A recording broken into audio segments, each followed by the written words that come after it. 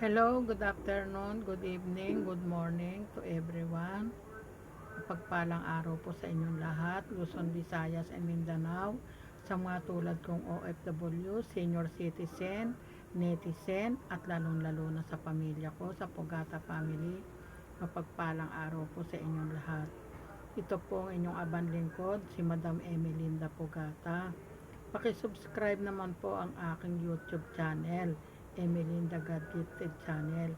At gano'n na rin po, paki-subscribe nyo naman po, paki-follow nyo naman po ang aking Facebook Reel, Emelinda Pugata.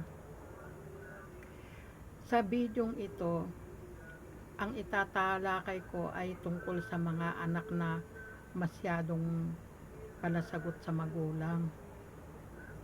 Makinig kayo at sana damahin yung mabuti itong sasabihin ko.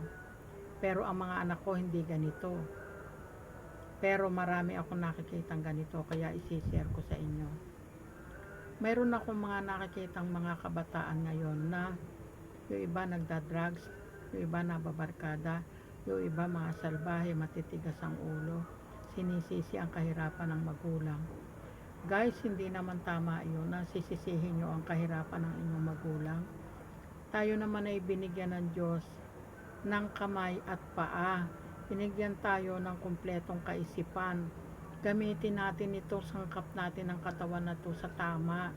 Hindi yung komo mahirap ang magulang natin at hindi kayo na pag-aral ay sisisihin nyo ang inyong magulang. Dapat marunong din kayong tumulong sa inyong sarili kung paano kayo mabubuhay. Huwag nyong bilangin ang pagkakamali ng magulang nyo. Ang dapat nyong isipin, yung hirap at pagod at sakripisyo ng magulang nyo kung paano kayo napalaki at isinulpot sa mundo. Naintindihan nyo po ba? Ako isang magulang na rin. 67 years old na po ako.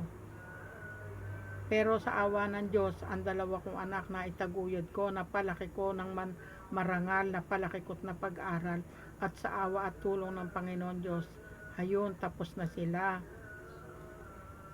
Ang mga anak ko, hindi ako sinisisi kahit kami ay mula sa hirap, sapagkat nakita nila ang aking pagsisikap.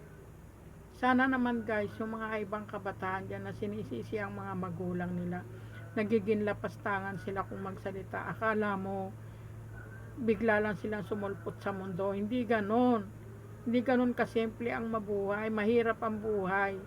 Tandaan nyo po yan. O kung sa mampanig kayo ng mundo na nunood ng aking video, sana naman po matatak sa puso at isipan nyo to. Kasi kawawa naman po yung mga ibang magulang na sinisisi ng anak. Akala nyo ba ganun lang magluwal ng anak sa mundo?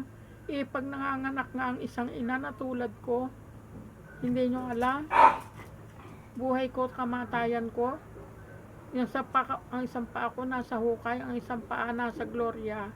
Kaya nararamdaman ko po yung karamdaman ng isang, nararamdaman ko po yung kalagayan ng isang magulang, lalo't mahirap lang.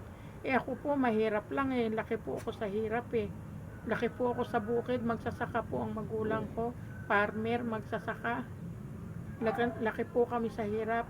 Kung nakikita nyo po na ganito ang buhay ko ngayon, dahil po ako'y nagsikap.